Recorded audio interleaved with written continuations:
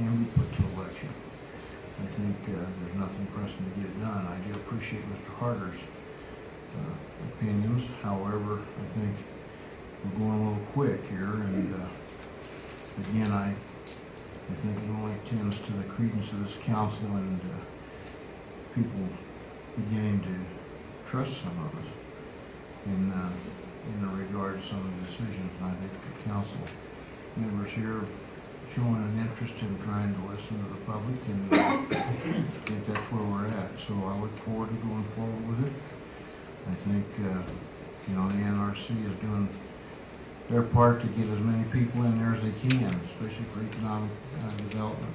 And I think a lot of people that I've talked to have been supportive of it. And I would hope that this will give you an opportunity to see that the council is willing to work with the community. And I think with a combined effort, we can make a difference and we can move forward.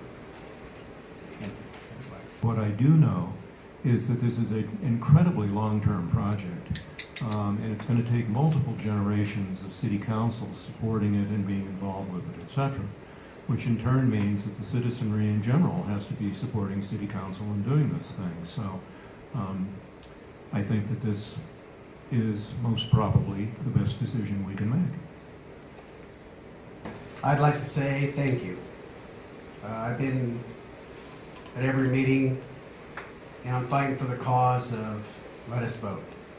You have been listening. Been at all the meetings. I've heard words like compromise and, you know, how do we preserve the NRC and how do we work towards this for everybody. I think you all have taken that division, I call it the great divide between the citizens and city council and administrative here lately, and you moved that much closer together tonight. I am thrilled. Thank you so much for listening to the people, for considering the law, and you still have a job to do. You have to convince us that this is best for Salida, but thank you so much. I'm open-minded. Thank you. I also want to thank you, but I don't want you to assume, I mean, I am very doubtful if we were to go to an election right now if it would pass. And people need to be convinced that this is in their best interest, and it may be. But the fact that it's going to go to vote doesn't mean, don't assume that it's going to pass just because it's going to go to a vote. There probably will be more people who are open-minded because it's going to a vote, but there's a lot of education going on, and kind of the perceived behavior of the city council between now and then, and the openness and the transparency will go a long ways in convincing people that this also may be a good idea. But I hope to see a lot more meetings and a lot more, you know, information coming out on the NRC and all this whole procedure so that people feel comfortable about what's going on. Thank you for taking your time and trying to write, you know, a better ordinance. And I know what you say about you get 5 lawyers in the room, you get different opinions. But when that's true, to the extent that's true, that's when we should worry. You know, we want to write an ordinance where most of the lawyers seem to think this is good, it's going to do what we want. So let's move in that direction as opposed to putting ourselves at risk.